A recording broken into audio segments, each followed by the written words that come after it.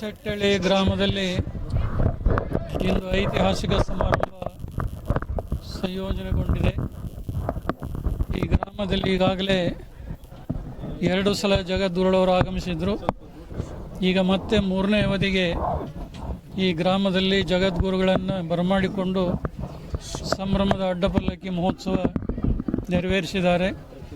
ಈ ಗ್ರಾಮದಲ್ಲಿ ಶ್ರೀ ಜಗದ್ಗುರು ರೇವಣಸಿದ್ದೇಶ್ವರ ಮೂರ್ತಿ ಪ್ರತಿಷ್ಠಾಪನೆ ಮೊದಲುಗೊಂಡು ಹಲವಾರು ಪರಿವಾರ ದೇವತೆಗಳು ಕೂಡ ಇಲ್ಲಿ ಪ್ರತಿಷ್ಠಾಪನೆಗೊಂಡು ಪೂಜೆಗೊಳ್ತಾ ಇರುವಂಥದ್ದು ಈ ಭಾಗದ ಜನರ ಶ್ರದ್ಧೆಗೆ ಸಾಕ್ಷಿಯಾಗಿದೆ.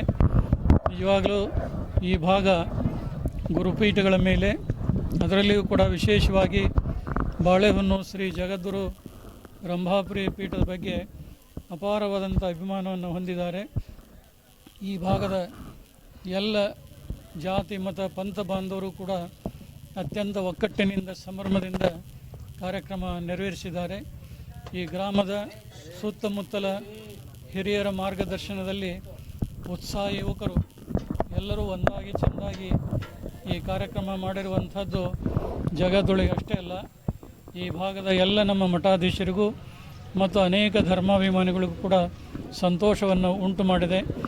ಈ ಭಾಗದಲ್ಲಿ ಉತ್ತಮವಾದಂಥ ಮಳೆಯಾಗಲಿ, ಉತ್ತಮವಾದಂಥ ಬೆಳೆ ಬರಲಿ, ಬೆಳೆದಂಥ ಬೆಳೆಗೆ ಯೋಗ್ಯವಾದಂಥ ಬೆಲೆ ಬಂದು ರೈತರ ಬಾಳು ಉಜ್ವಲವಾಗಲಿ ಅಂತೇಳಿ ಸಂದರ್ಭದಲ್ಲಿ ಶುಭವನ್ನು ಹಾರೈಸ್ತಾ ಇದ್ದೇವೆ.